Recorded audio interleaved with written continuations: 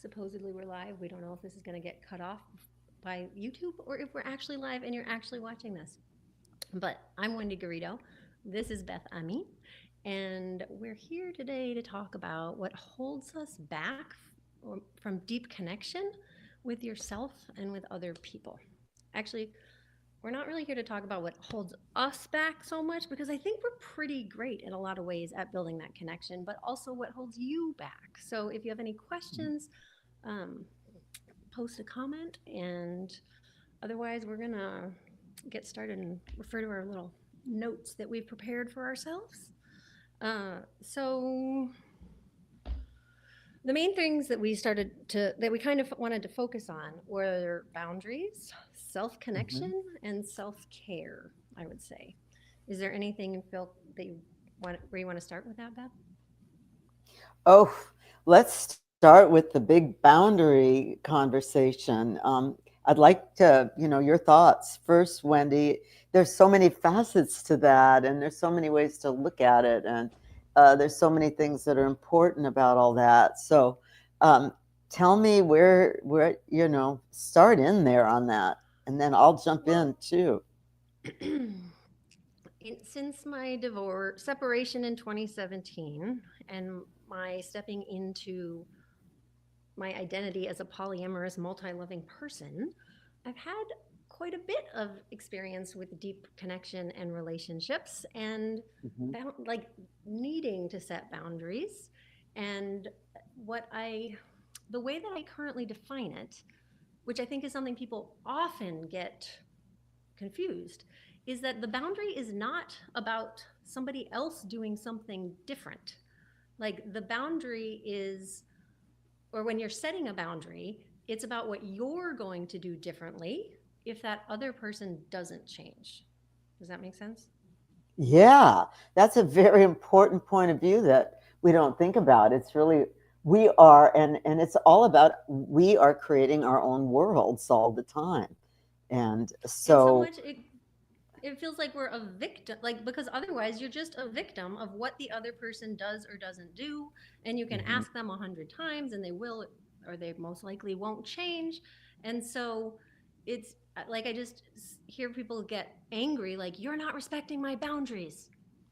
You're not respecting your boundaries when you're in that situation. Like, you're not taking care of yourself, and that's why these tie mhm, in so much for me. Is boundaries are a form of self-care, mhm. and there are about creating change within yourself. Like, to me, relationships are so much about personal growth. Like, they show me and bring up very clearly my areas for personal growth, and that comes when I realize, and I'm still working on the language around this, because there's also the way that, like, a boundary is the line that gets crossed. So I kind of think of it in terms of like a property line, right? Like, let's say that I move in next door to you and we've got this backyard. There's a line there where it's, this is your property and this is my property. And if my wild puppy crosses that line and goes over into your yard and digs up your garden, like, a boundary has been crossed, even though there Mhm. was no fence, there was no flag, but that boundary got crossed. But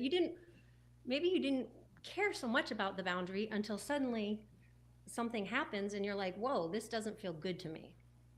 And so, to me, when I'm feeling hurt, angry, frustrated, like almost anything other than loving with towards somebody, it means that limit has been crossed for me in some way, and I need to figure out how I need to change my what I'm saying or doing in order to take care of myself.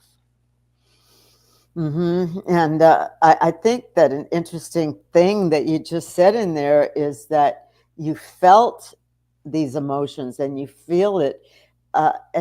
What I'm finding when I speak to people a lot is that they aren't even at the place yet. It's like the precursor to boundaries has to be explored, which is that what am I feeling? And what actually do I want? And do I deserve to have that?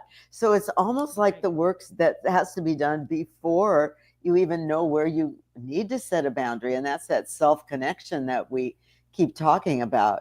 And I think that you hit it right there when you said you didn't feel good. You know, if you're not feeling loving, if you're not feeling good, then something you have to, there's something to be looked at. And that's a signal for you to figure out, like, oh, well, what do I want? And can I have what I want? And I'm always amazed Yeah. at how many, yeah, go ahead.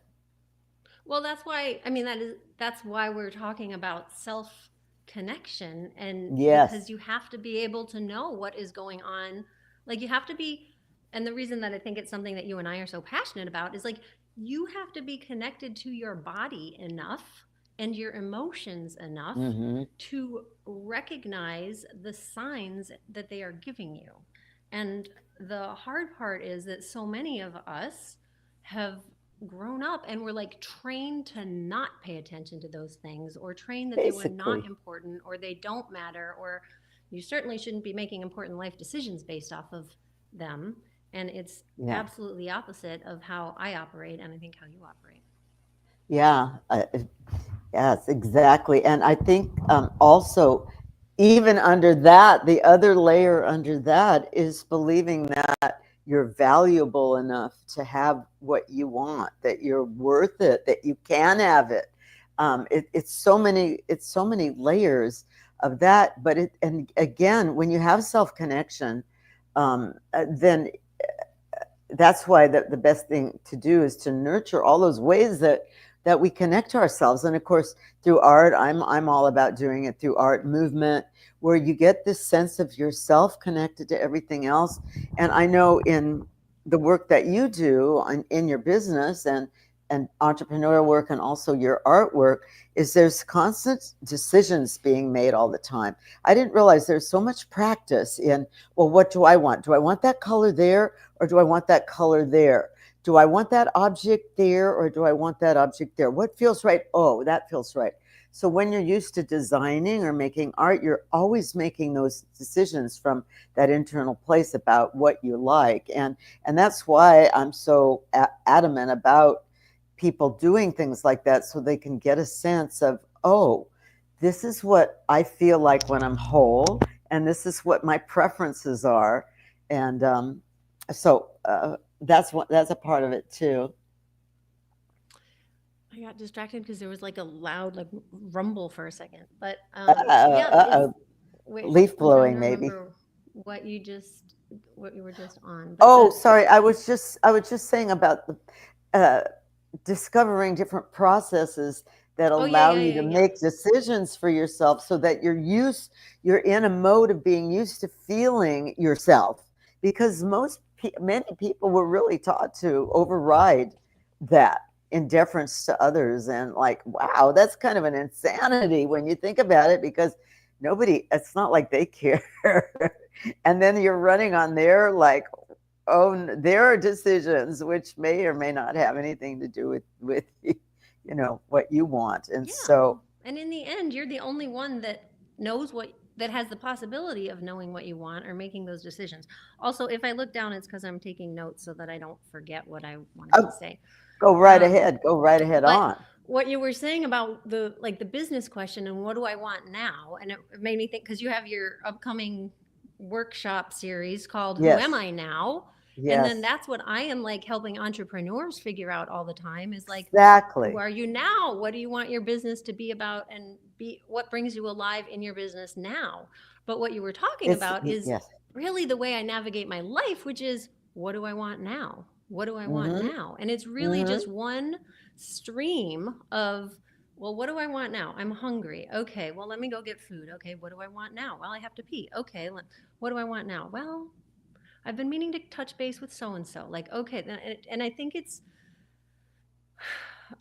one of the ways that one of the reasons that I am all right navigating and kind of surfing change and uncertainty in the ways that I Mm-hmm. am is because I'm not like I don't do a lot of planning ahead on things, but and so when things change, it's still just the same question. Okay, this is different. What do I want now? Like it doesn't matter what's Mm-hmm. going on. That's just the question that I come back to.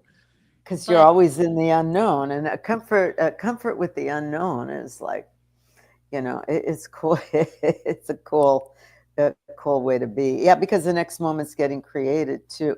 Well, you and I don't know, this question just popped in my mind. You and I are entrepreneurs, and we've always run our own lives, and I've certainly done that my whole adult life for sure.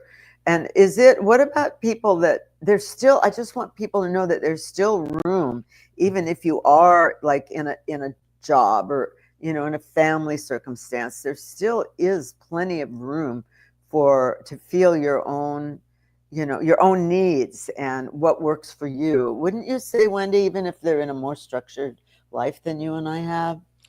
Yeah, sure. It's an interesting thing though, because I often joke that I should come with like those warnings on a cigarette label that say like, beware, dinner with me may cause you to quit your job. Because it happens Well, multiple there's that. times that I just Yeah. that I just meet people for like the first time and I'm like, so what do you do for a living? And they're like, and I'm like, not so excited about that, huh?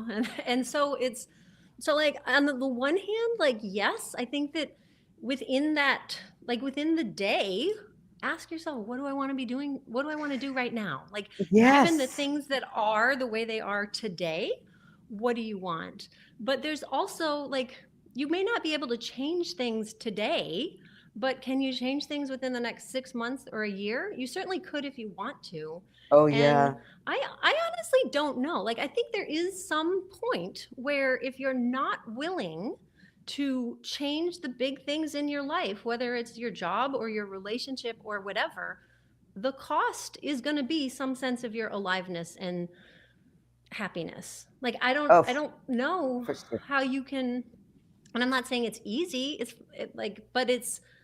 But there's just, you can't achieve that same sense of freedom if you're not experiencing the sense of freedom. And if there's something that you're dreading or hating or not enjoying, like, I'm not saying just automatically go out and leave that because there's a good chance that you'll find yourself in the same fucking situation in the next job or in the next relationship.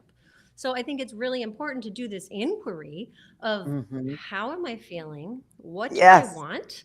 Where am I frustrated or unhappy? What boundaries of mine have been crossed, or what do I need to ask for to, and if, in order for that to improve, and if it doesn't change, what am I going to do to take care of myself? And Hmm. like going through that process at some point, it may lead you to be like, I need to leave this job, but it also could just lead you to like make a request at work of your boss or of somebody or of your client or something that drastically improves your quality of life, and then you don't mind it so much. And I think a lot of times people Yeah. get afraid that, well, I don't want to make this huge shift. And so much of the work I do is like, there is a third way. You don't have to suffer and you don't have to leave everything and like go to this worst case scenario. Like, what if you just ask for the bare minimum that will make you be really happy? Like, how much is it that you need? Do you need to quit your job or do you just need to drop down to 4 days a week or 3 days a week, or like finding those inner in between areas? Yes, and so, I think we have more capacity to design our lives than we think. And on that question is, I always tell everyone and myself, well, it's also, what am I feeling now? It's not, what do I want now? Is yes, that, and then what am I feeling now? Because I have to put boundaries on my own mind more than other people almost. Like, how are you feeling now? Oh, I don't feel so good. So, like, what did you just think, Beth? Well, I just thought this really negative thought about myself, and what I thought I could do, or I put myself down in some way, and I went, yeah, the ultimate self-care is where your consciousness is. And so I have to put a Yeah. boundary on, like, don't think that anymore. If it doesn't make you feel good, stop it. But it's a We just, it's a we just got to. practice, right? Oh, Yeah, did it we is. We get just got a something? cute comment. 100% Oh, true. We have way more capacity than we think. Every time I stretch, it just stays that big, and I keep expanding. Like our aw, capacity to, because it's so much about self worth. Like you said, self worth. Like, do I deserve to have better? yeah, And if you don't believe you do, then you're not going to find the solutions that will give you that. Like, you have to.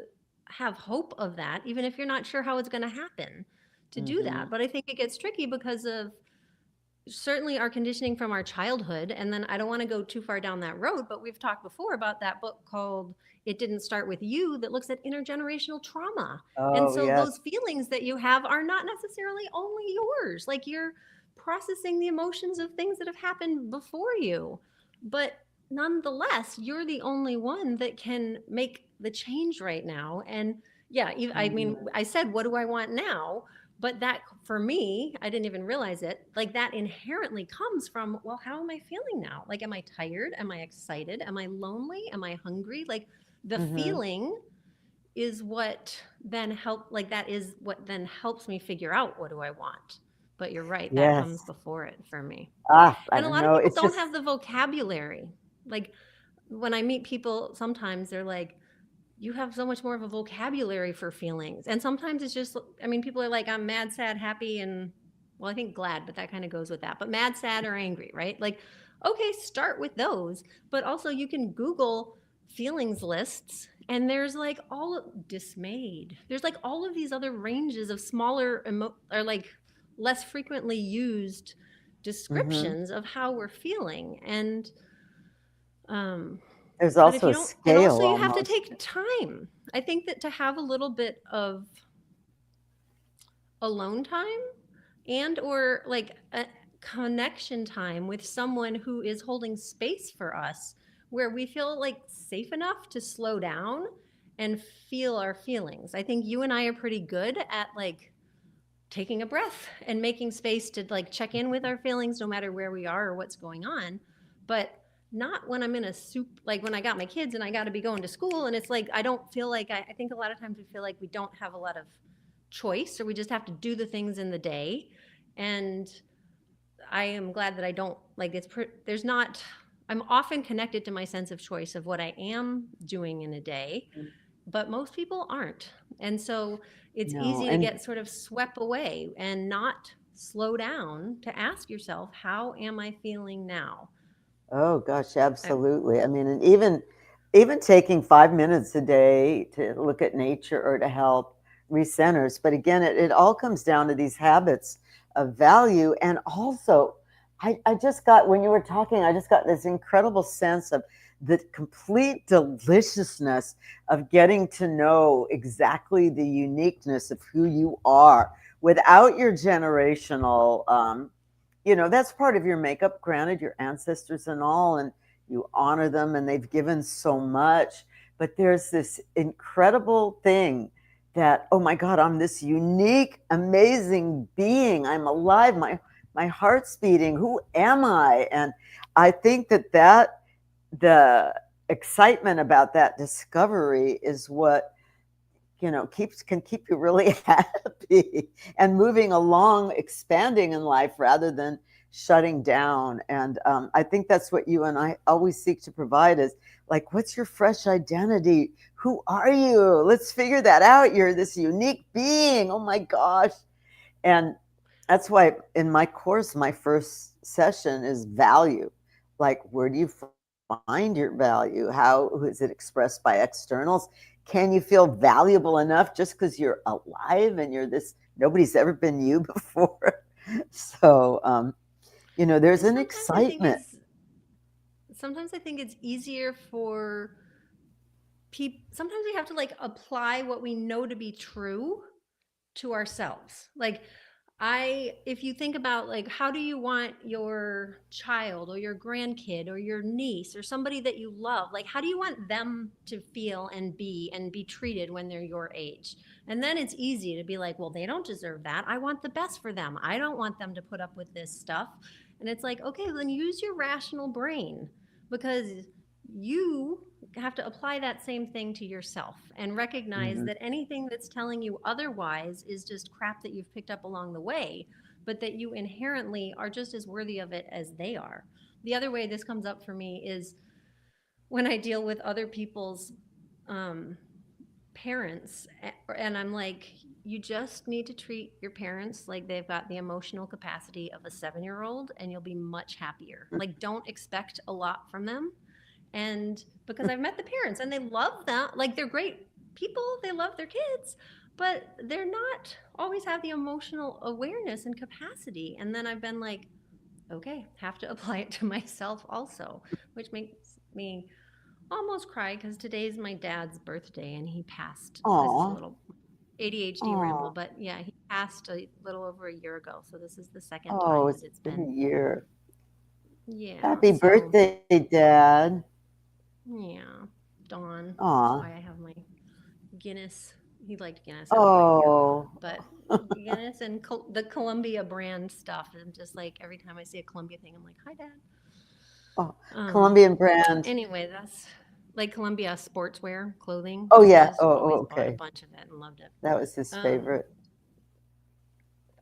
Anyway, we're totally on a sidetrack. So it's not so much with him, although in some ways it's true there too. But like I'm being in a hard spot with my mom right now. I'm just like, okay, if it's a universal or like a common truth, then how do I apply it to myself? And if it's a common truth that people deserve to be treated well, or that you deserve to be happy, or that you deserve to be feel alive and enthusiastic about your life, because then that applies to you also, not just other people. What about family members? It seems like that's almost because there is all those patterns that we get intertwined with. And I think I find a lot of people, especially we're in holiday season, where everybody feels like they should see their family and they should all be getting along. But and oftentimes they do, but often it's very challenging, and people will sacrifice themselves a lot. Um, Even when they know it's not possible to work it out. So family members, I think family dynamics can be really really challenging, and evidently around the holidays even more so. For But you sure. I have still my have to first. stick to what makes you feel good, right? Go Yeah, ahead. my last live, my first and last major Facebook live, was about that, how to get through family gatherings and make it less likely you'll Oh, lose your shit. But so there oh, is more on that there, but also oh, what you said brings up the idea we were talking about earlier, where it's like sometimes I feel guilty for taking self care, and I still do it anyway. Like, if you're yeah, gonna feel wow, conflicted, it's okay to have your self care, because that is what will eventually allow you to show up better for other people anyway. So, yeah. that was cute. That was a different sound than I hear from you usually. I know, because I'm challenged with it too. Today I just started, a dance and exercise program, and I will always defer that, even though it's what I want the most and I need the most. I'll defer it to a lot of other tasks that I feel have to be done, organizational tasks and stuff. And there's something about the absolute act of bravery to put yourself first and nurture yourself and then go out in the world. And it always makes it better. Um, Yeah, it does. and it's just not built in culturally to take, oh, what are you doing? Oh, well, I'm taking time for myself right now. So talk to you Which it later. should be. Yeah, I Yeah. Well, know. I mean, and we both did that today, right? I love that we built, I did and it. that's what I'm really passionate about, is like figuring out how do we build your business around that. And maybe because I know, I mean, in terms of my team supporting you in your business, maybe we do need to Mm. come up with different, like a time boundary where everybody knows Beth's not available after such and until such and such time of the day, right? Or where Oh, you, yes. in terms of boundaries, it's you turning your notifications off in that app until then, or whatever. Like, how do you take care of yourself in that too? But Yes. it's so I think it's interesting to create, like, it again, it's possible if you want it to happen, and if you believe it's possible, or at least hope it's possible.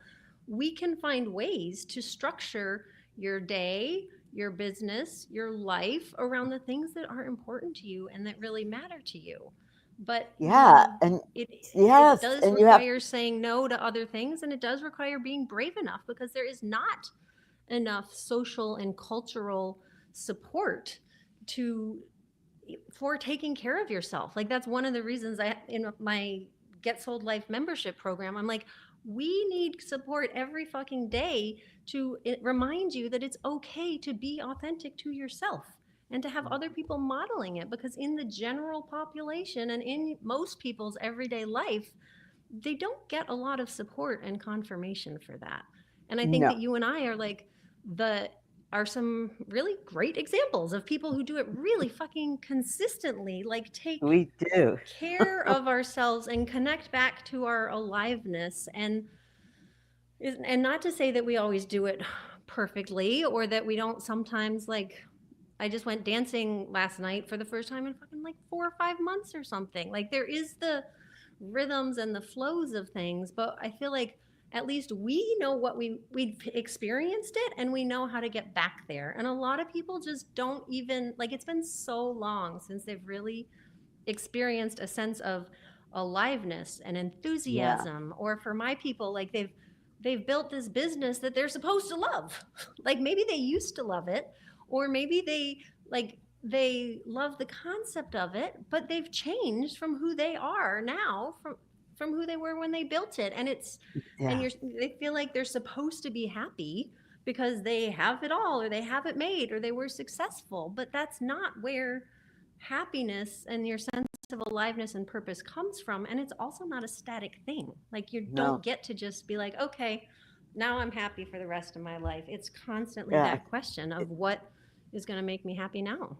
You never get it done. Yeah, it's it's a constant evolution of a growing identity, and I think that many people, sometimes I work sometimes in the elder world with my joyous movement programs, and I often see people that you know that haven't taken on that point of view that, oh, my identity can be constantly new until I decide to check out.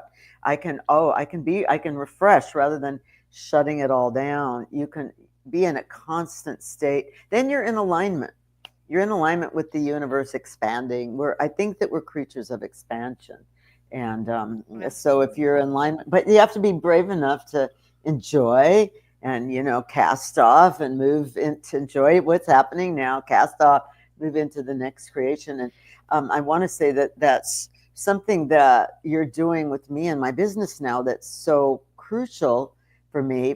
Well, every year at the end of the year like this, I pick a word, or you can pick a couple words about the main intention of the year coming up, and to give it a style. Some years it's different every year. Sometimes it's I want to be unlimited, or I want to be abundant, or a word. But my word for this coming year is ease, because I have Ease. been an overachiever my whole life. And so, Wendy, what you did is that you're giving me the opportunity, and it is an act of bravery for me to put ease into my business and my life. And you're giving me the opportunity to design the business with that quality imbued in it, where I have more time now for self care or doing nothing than I ever did my entire life, because Yeah. that's the phase I need to grow into, where there is space, and it is done And with we more ease than more, So go ahead. Yeah. What? and we need that space. I feel like we need that space in order to, like, it's like giving the garden a break during the winter. Like, we need that Mm, downtime in order to keep creating and growing in the ways that we do. But the other thing I wanted to say, when you're talking about yes. the, like, people, we get attached to our identities, but the people around us get attached to our identities also, Oh, right? that's And so true. Yeah. it's not, even if you, sometimes it's that we don't know how we feel or what we want. Sometimes it's that we wish we felt a different way or wanted something different, because other people, we know that the people we love are attached to us being in a certain way. I mean, kind of the, like, stereotypical empty nest housewife, for example, but also, like, in your business and your team or your clients. Like, there's a lot of pressure to keep showing up the way that you've shown up, Mm, unless you build yeah. your brand and you make it clear in your relationships that you are an ever evolving being. And that's what I do in my business. That's Mm, what you do. And so then it creates space. Like everybody knows that it's not that I'm not, like, there's certain things about me Oh, that are consistent and are not going to change. But there's also an allowance for things to change. I get to change, you get to change, our connection and our relationship. This is what's gotten me to polyamory, but like our connection gets to change, and that's okay. Like that's normal and that's okay. And when the time is right, we'll find each other again. it's so liberating. That's why you and I are rebels that way. You know, we have to have that freedom of movement and ability to grow, and the people around us grow are free to grow as well. And it's amazing. I mean, in my family, I have it's really on one end of it. We're so close, and I feel so fortunate because everyone, not everyone, but like the lady tribe on this coast, anyway, we're very into our own growth. So we're completely supportive of who we are, essentially, but we're always framing our conversations around how are we growing and what can we do to better our relationships together. And you know I'm super blessed with that. Oh, hi. It Oh does my God, sound Wendy. liberating. It does sound Yes, liberating. hello, billion and Oh, one. It is, and it's exhilarating, and I think that's how you stay really and fully it's alive really because something, Beth. The thing that you and I connect on so much is, I mean, I'm like, at my age, people are like, wow, you're not jaded and you're still positive about life. And then you're like practically twice my age, twice your not age. quite. Yeah, And almost. people are still like, wow, you're not jaded. You're so positive. How, and and it's really, and I'm not saying, like, I think partly maybe it's just how we're wired, but there's Hmm. definitely a piece of,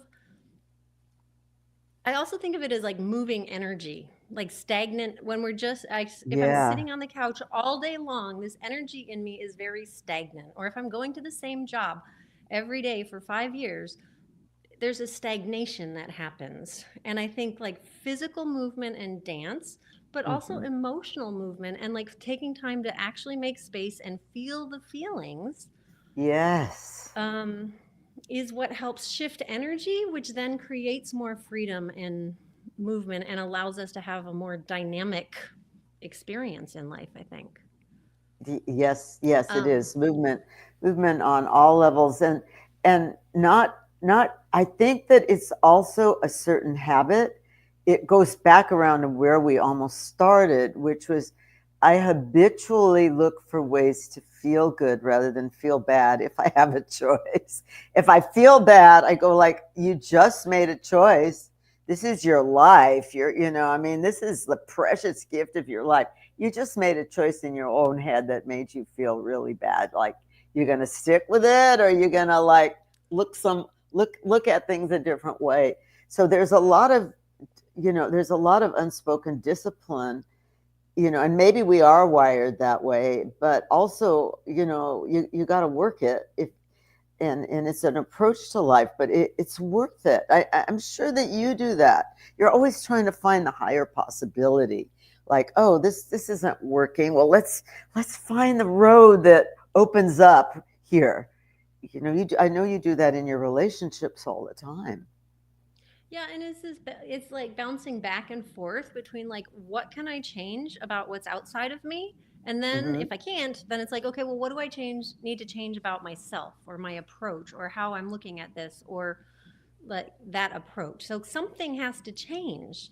And I mean, for me, it's usually kind of both of those going back and forth. But there was something else I wrote down that I'm Yeah. curious because I think you and I have slightly different perspectives on this. But Okay. my with one of my partners, we came up with this idea of cryables because they were like they hadn't. It was like all week, and it was a pretty stressful week, and they hadn't taken time to feel their feelings. And I was like, maybe it's time to just sit down. Do you need me to list out the things that you could have cried about this week and you didn't? And they were like, yeah.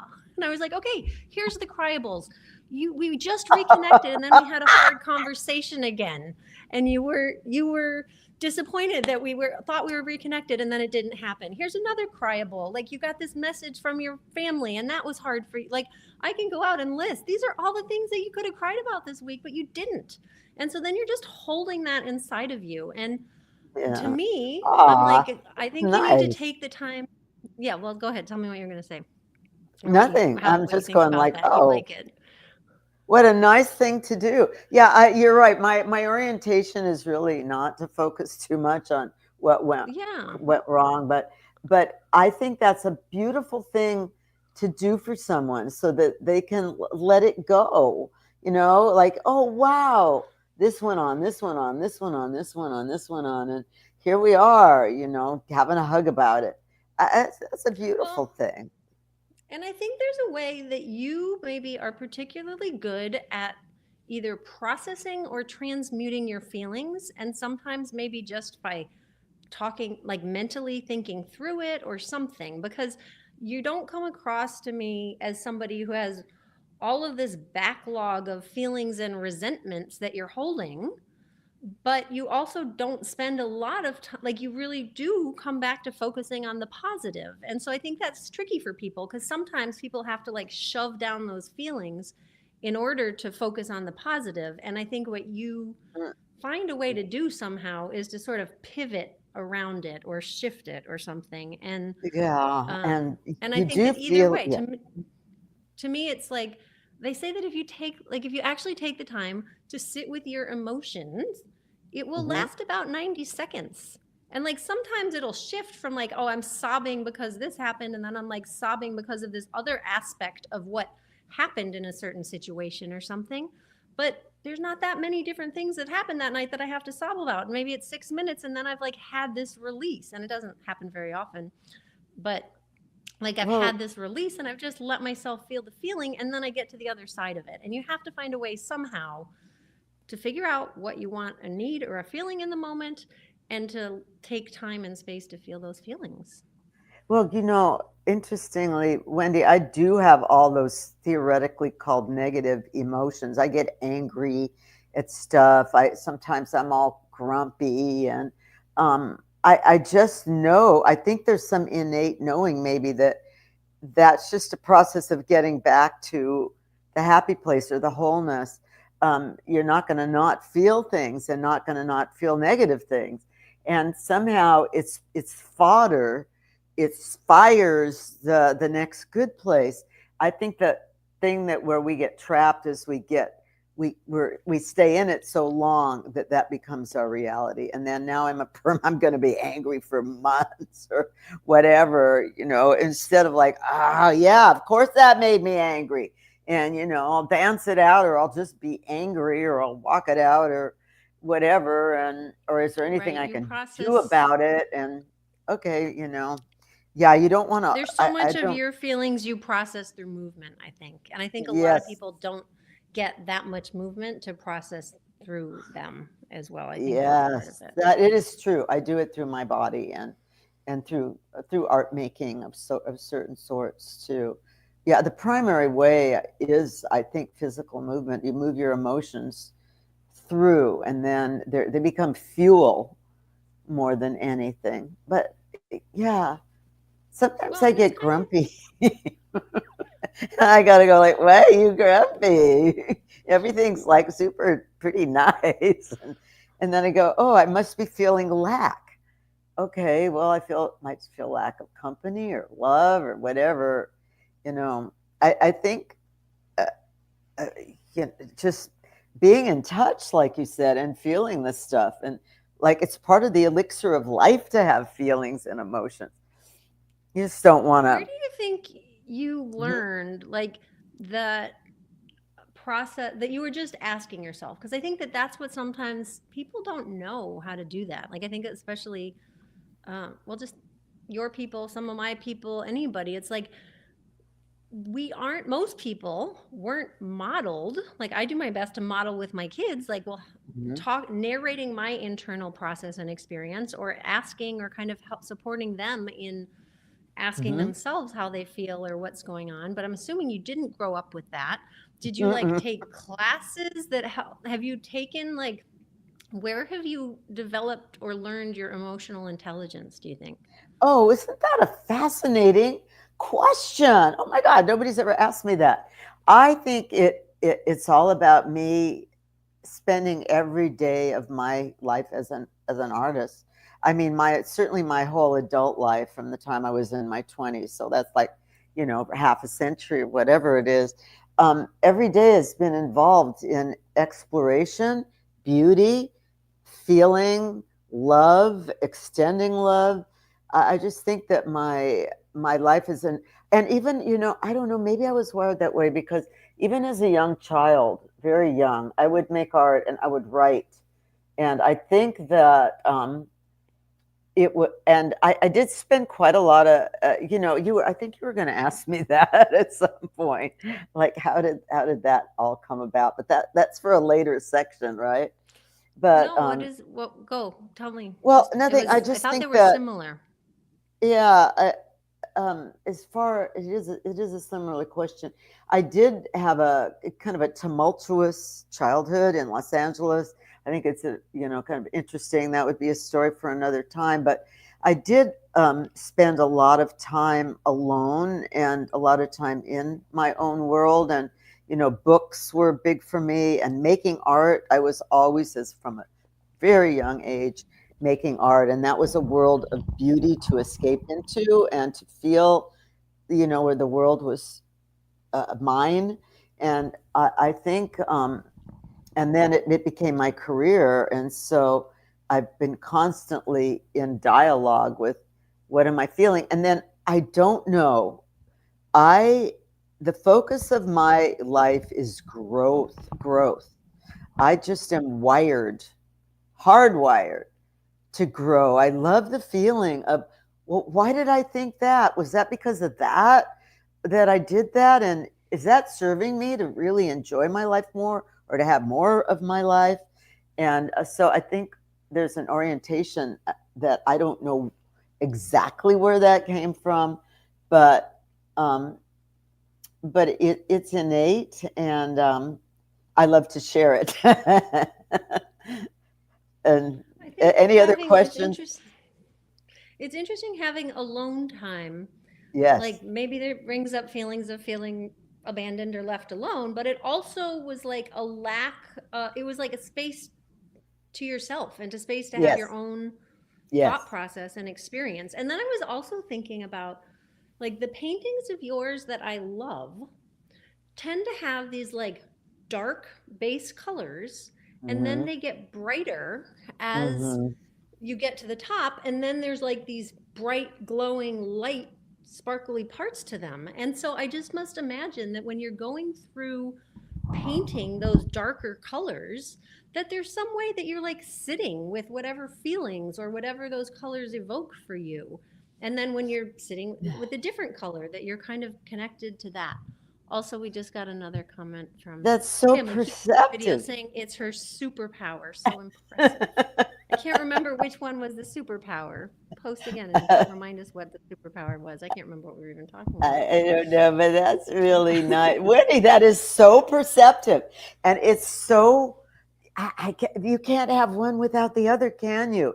I mean, I think the trick is just not to stay in the dark, think that the dark is the essence of life, but you can't have one without the other.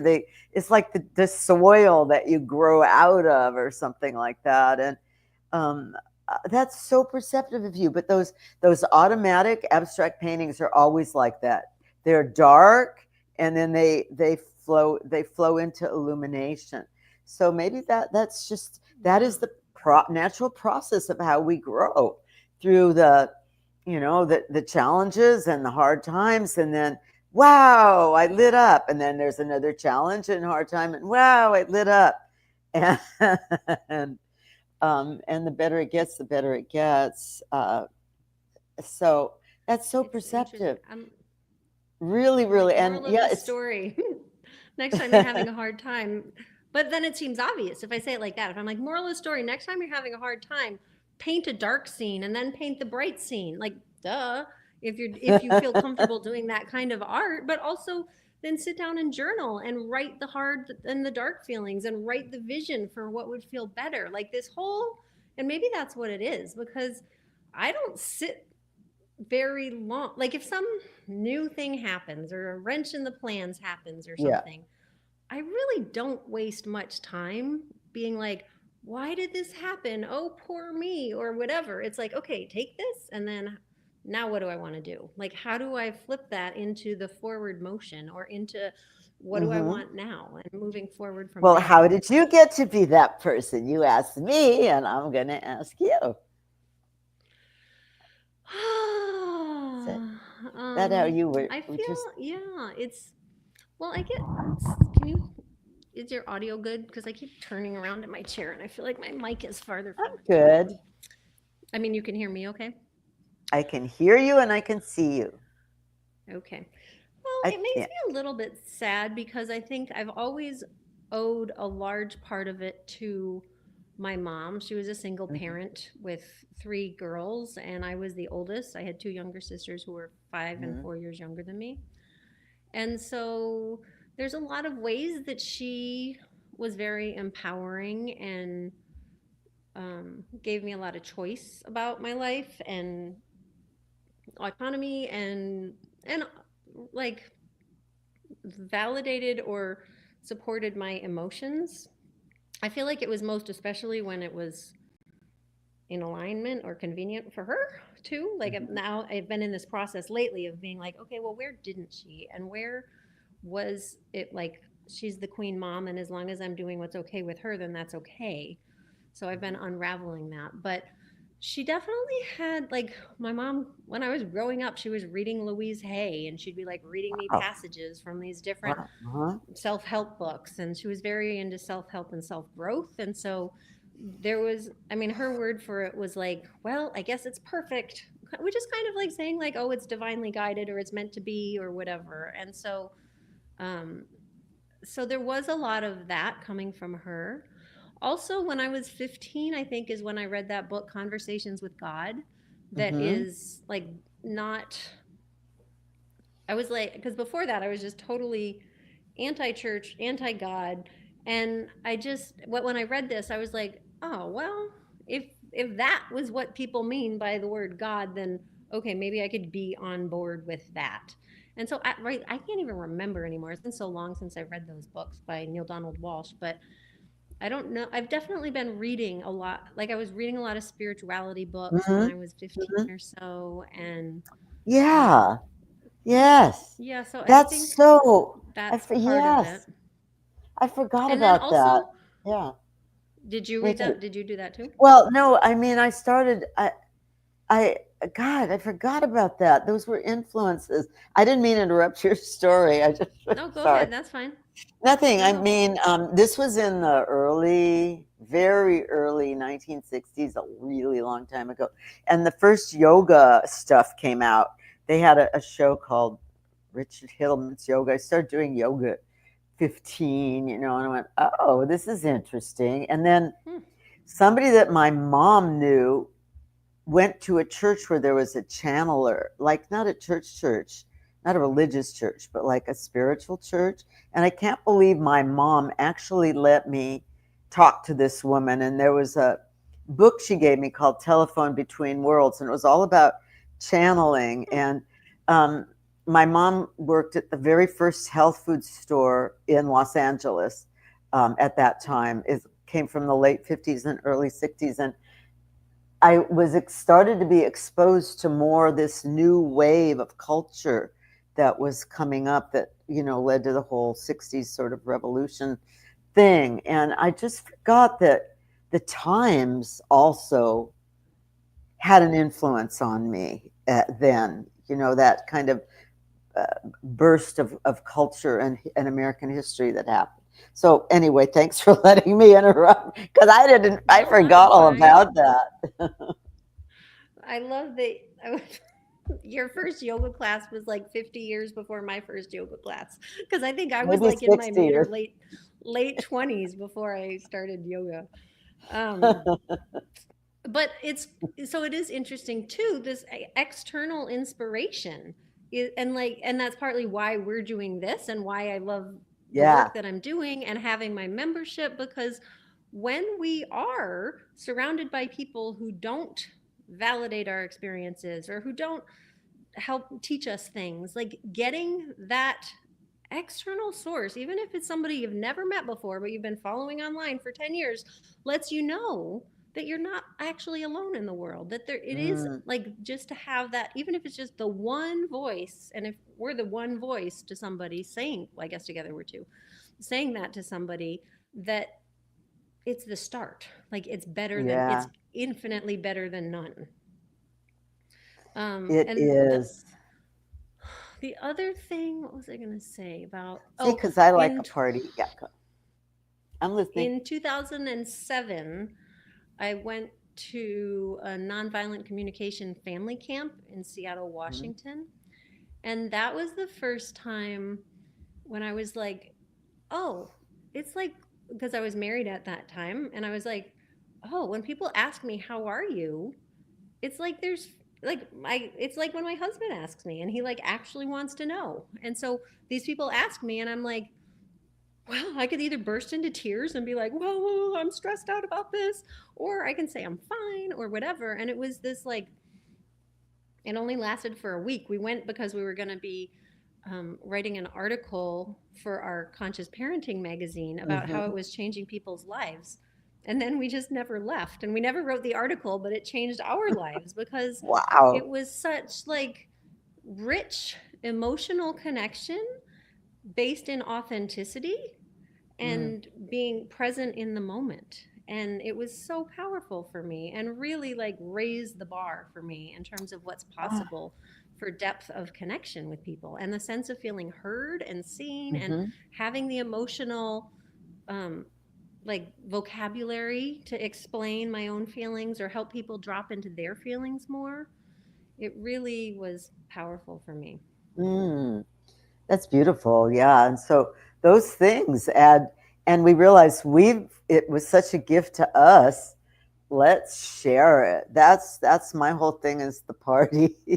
I like people to go to that, come to my parties. Okay, so let's just But kind of summarize. If the okay. question is what's holding you back from deep connection with yourself or others, some of the Mm, things that we're talking about are you don't know how you feel, you're not connected to your body that's enough to get yes. the signals that it's giving you. We didn't really Yeah. dive into those signals.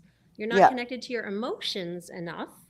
You're not having like support from the people or society around you to be true to yourself, and that You then don't blocks you from being able to keep exploring yourself or to find out what's mhm. on the other side of this change that you want to make. And you don't think you're valuable enough to have it in the first place Right.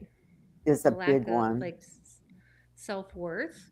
And I think there's also this, I did a video called the deficit of feeling heard.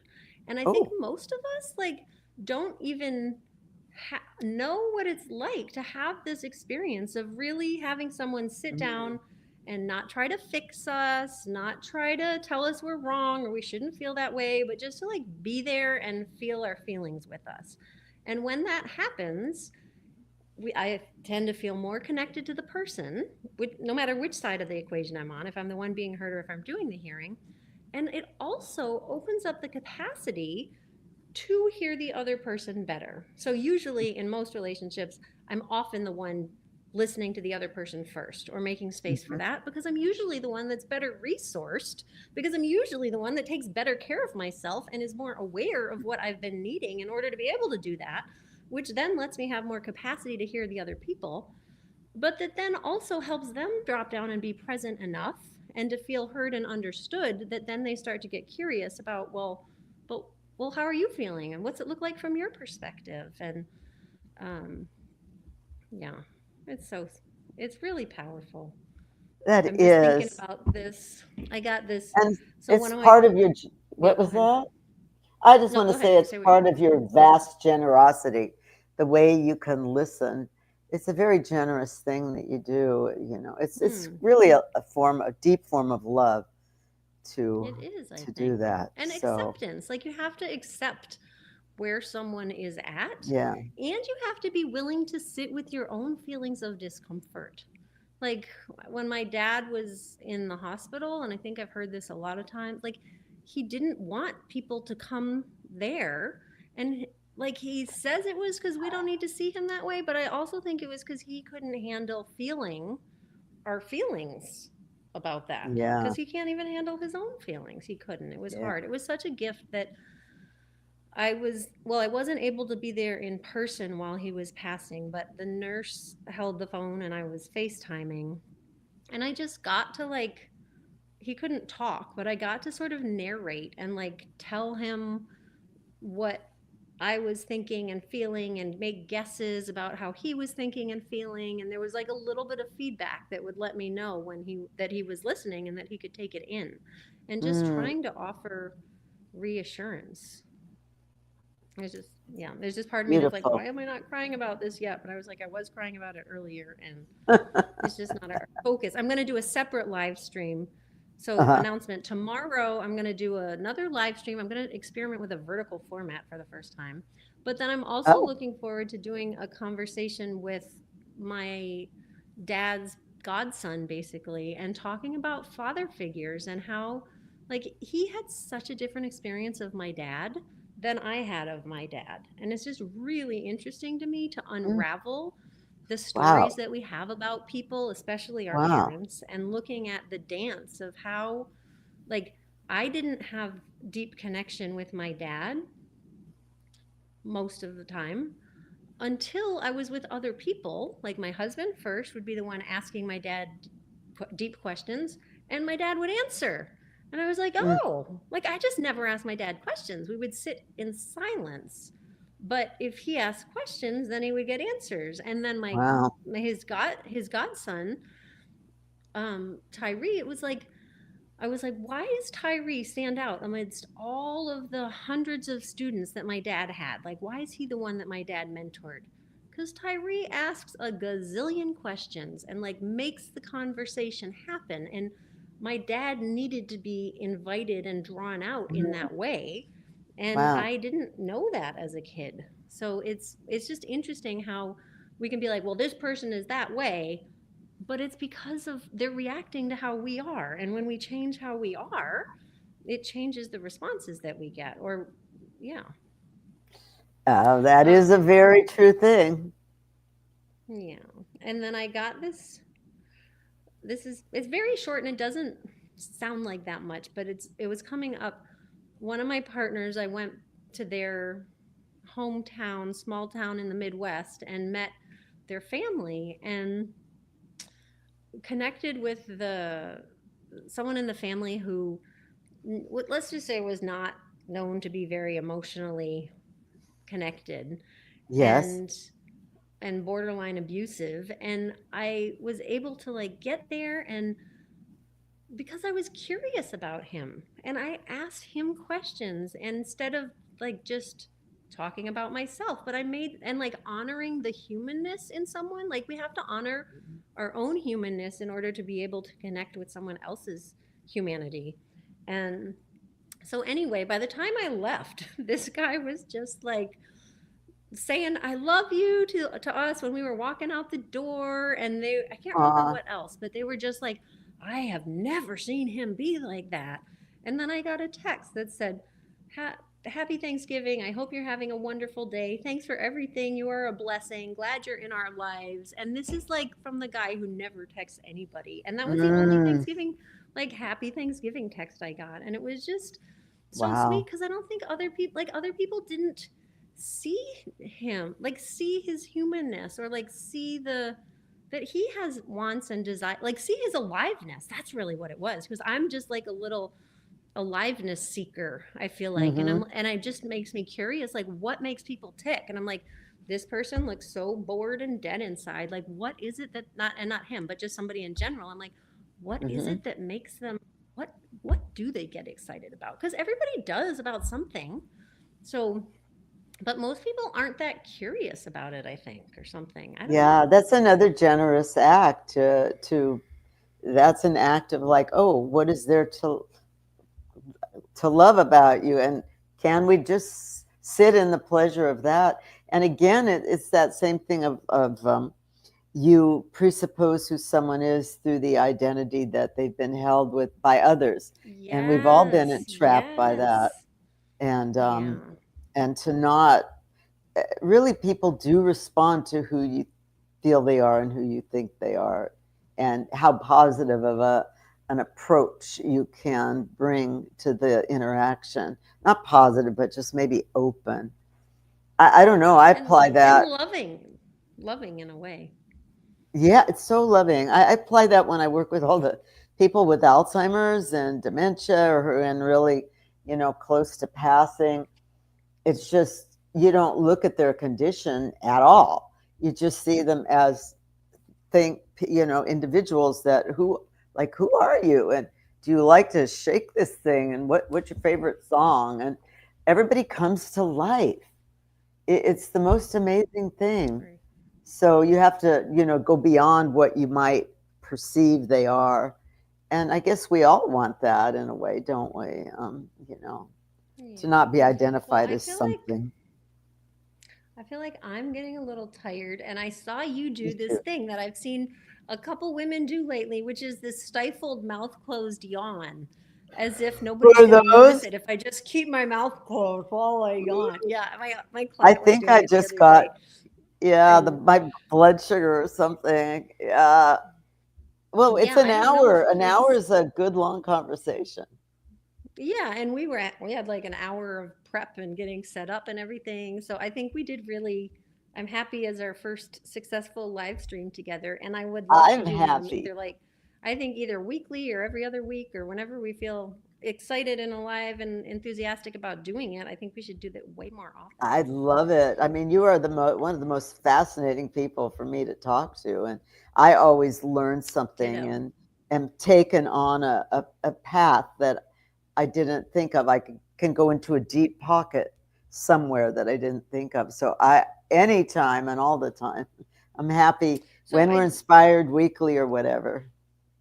yeah. So I'm just trying to remember the I wanted to touch on after this. I'm going to put up a video that I have that talks more about my Okay. membership program. Okay. And but I let me see if I can be all fancy and pull up. We have like because Oh, you look at have that. your Who Am I Now 8 week series starting in January, right? Yes. Yes. Do you want to talk anything more about that or no? Oh, absolutely. I mean, I would love to invite you to this. It's a group course on Zoom. We have had so many profound insights and so much growth and so much joy released through this. It's 8 week, and every week for the 8 weeks, we have a certain topic that we explore. So you get in the habit of these inquiries of self discovery, and maybe it's things that you've never asked yourself before, people have never asked you before. Like I think I mentioned, we start with value. Where do I value myself? What's my biggest dream? And each week unfolds on the other. And then you have the group input, and it's wonderful. There's a little syllabus of stuff to read, and um, And tell me what it's some of the what didn't there was something somebody said about the course or how it's been supportive to them. Do you remember what oh some yeah. of your clients been saying? They have any number of testimonials after.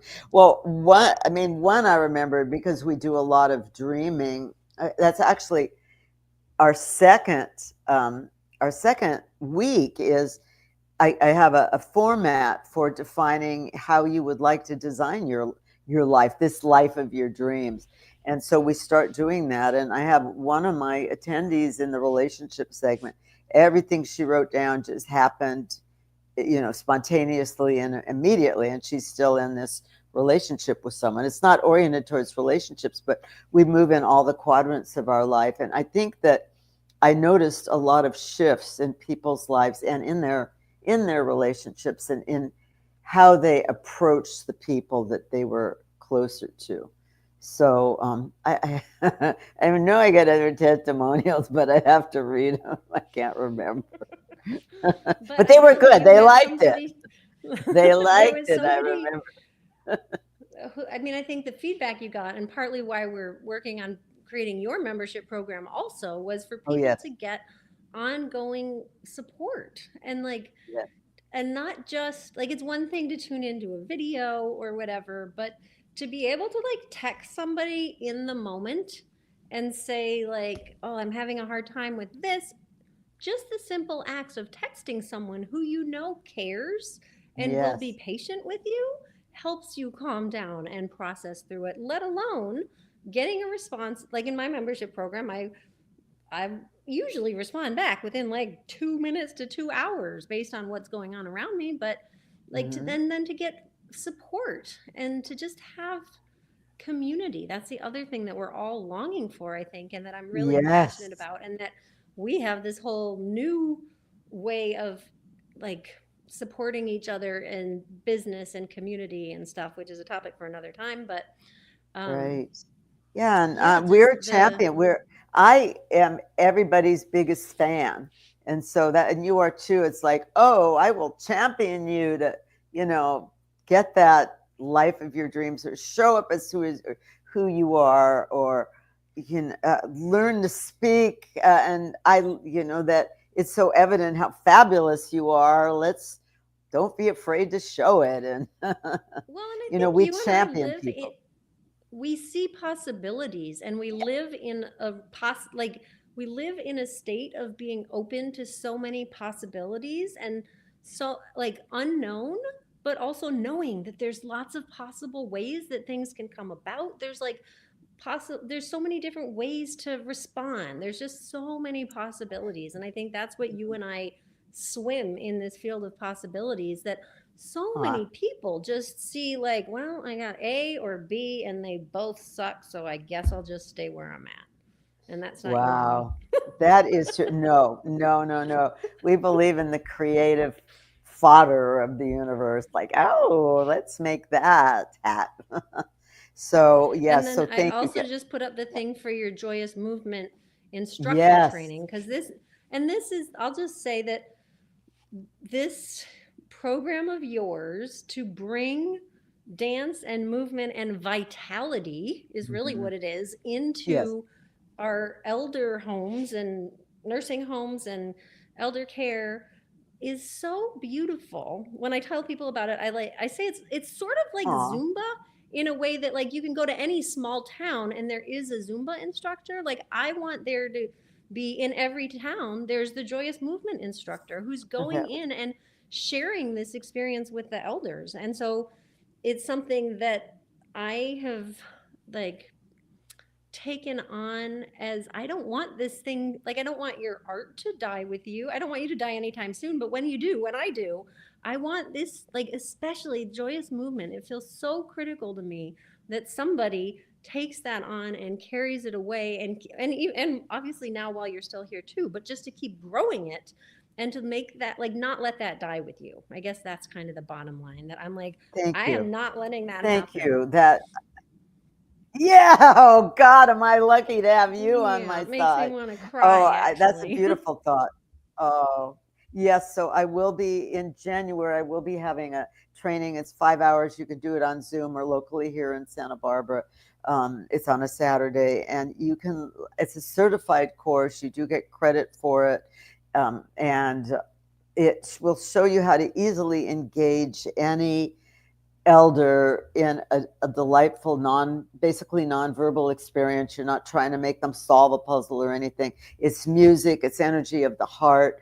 There's ways to connect, and it's foolproof. And Everybody at their own level.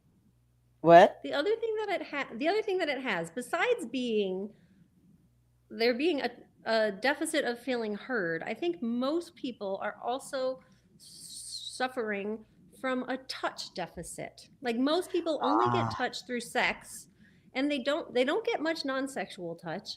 And there, and I think that, we correct me hold if I'm hands. wrong, We but do that's hold one of your hands. things of joyous movement, is going in and holding hands and like actually making that human connection which is another thing Exactly. for me. I think like I don't like I check in with people before I'm like touching their shoulder or something, but physical so many people in my life, my love languages are touch, quality time, and words of affirmation. And so Mhm, giving people specific appreciations with my words every time I think of them, that deepens my mhm, connection with them. But I have to be mhm. connected to my body and my feelings in order to be able to do that.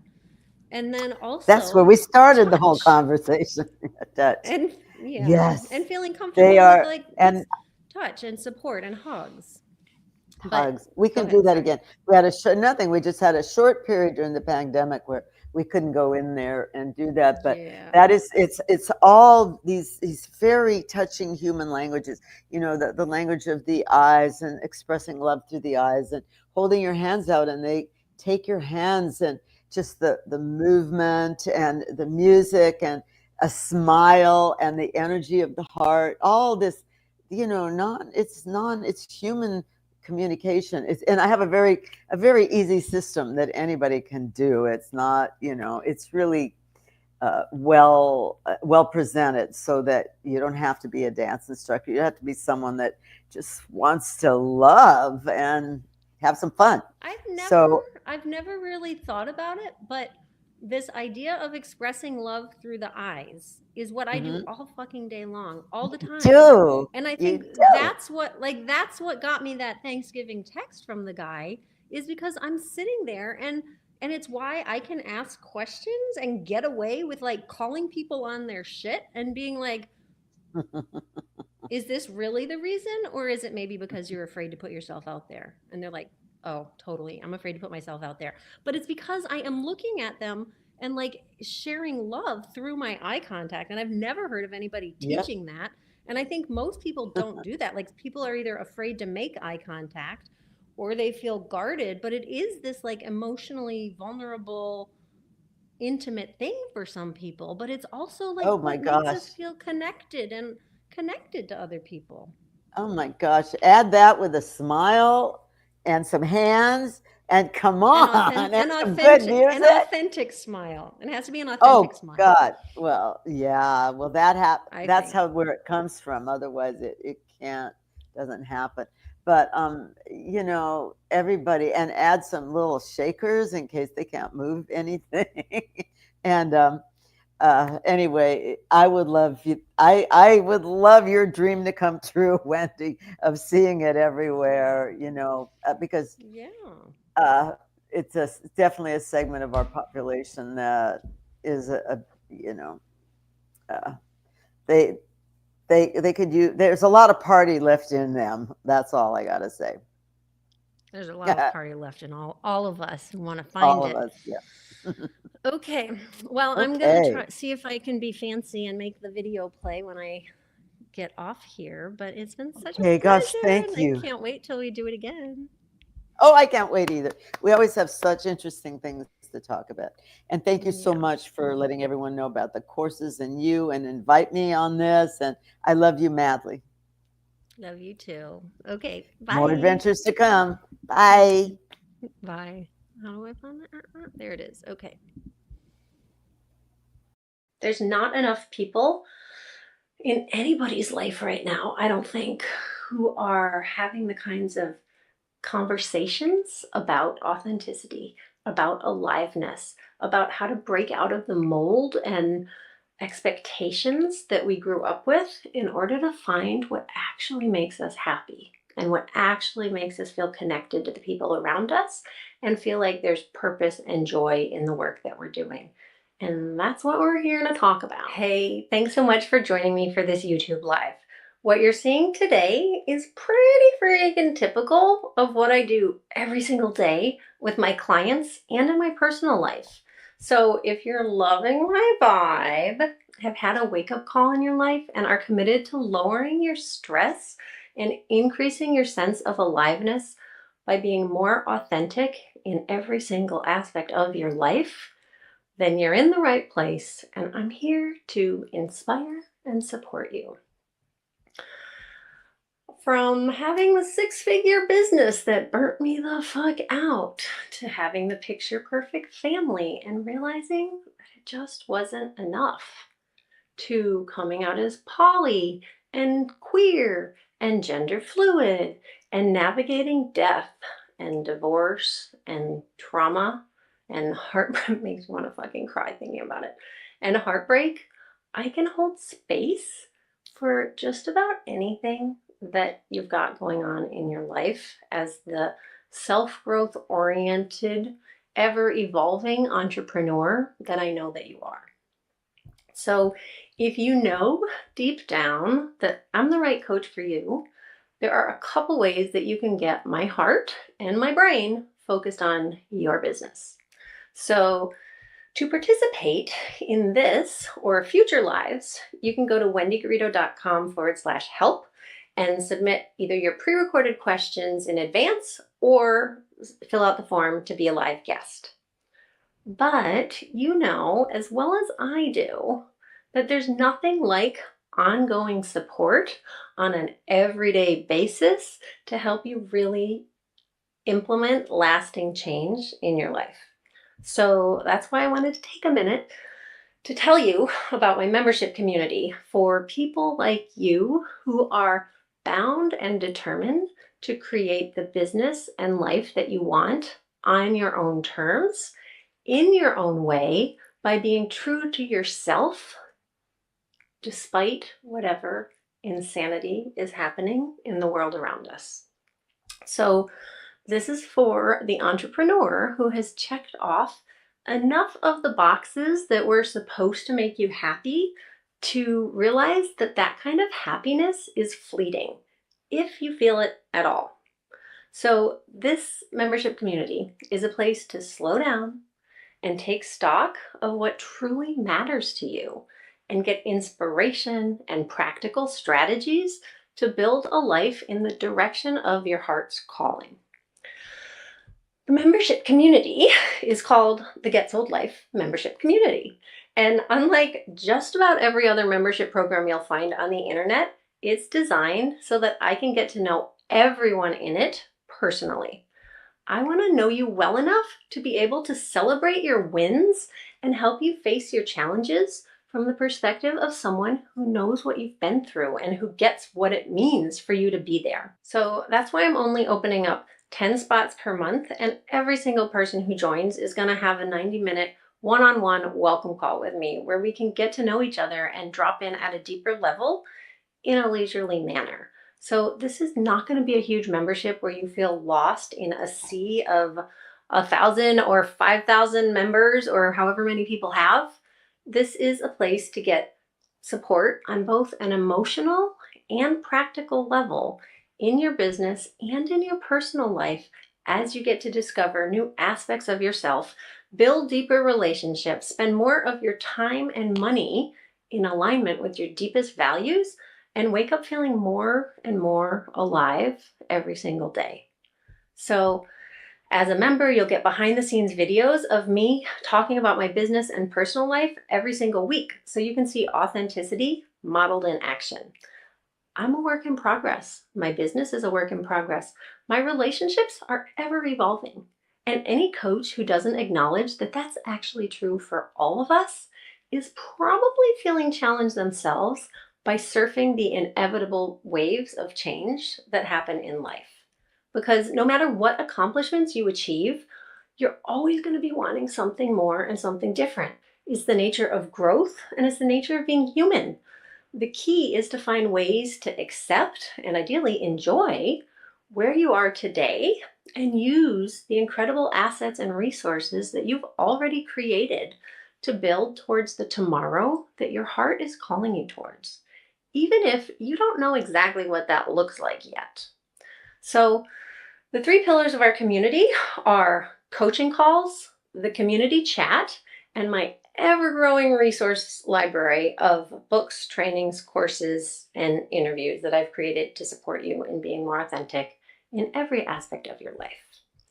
Given that I'm only one person with only 24 hours in a day, and I'm committed to serving a range of entrepreneurs who are all committed to showing up more authentically in their business and life, there are two ways that you can join the membership. So at the partnership level, you'll get one-on-one calls with me every 6 to 8 weeks to help you talk through the challenges that you're facing, celebrate your wins, and help you strategize the practical next steps.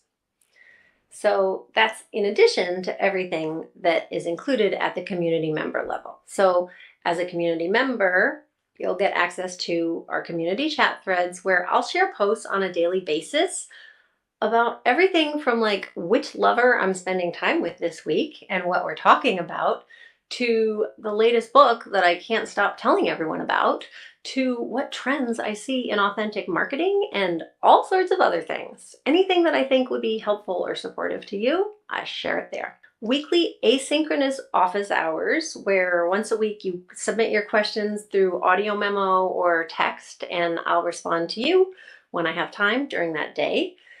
You'll also get access to a monthly Q&A call with me and weekly reminders to send me an update about how you're really doing and what's really going on in your life, because I want to fucking know. So if you're interested in joining, you can go to wendygarrido.com/life, LIFE, to sign up today. You'll get instant access to every course I've ever created, as well as access to the membership dashboard, where you can go take a listen to the Get Sold Life members only playlist that I put together on Spotify to support you with whatever you got going on in your life. You can also schedule your one-on-one welcome call with me and then join the community membership chat threads. Like I said, I'm only welcoming 10 new members a month because I want to make sure that I have time to meet each person. So if you get a message about a waiting list, then just add your name to the waiting list. That means that those 10 slots have been filled up for this month, but you'll just be added to the list in order to be to join in either next month or the month after or whatever. So again, wendygarrido.com/life when you're ready to join. And if you have any questions, you can shoot me an email at wendy@wendygarrido.com or find me on WhatsApp at Wendy Garrido and ask away. I would love to start the conversation with you. There's not enough people in anybody's life right now, I don't think, who are having the kinds of conversations about authenticity, about aliveness, about how to break out of the mold and expectations that we grew up with in order to find what actually makes us happy and what actually makes us feel connected to the people around us and feel like there's purpose and joy in the work that we're doing.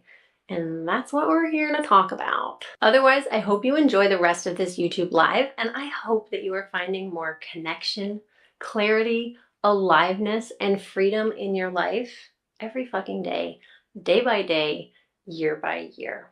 So stick around. I'll be back on this YouTube live in just a moment, and we shall continue the conversation. Or go sign up now and we'll be able to continue the conversation for way longer than just the length of this YouTube live. Okay, big hugs. Take care.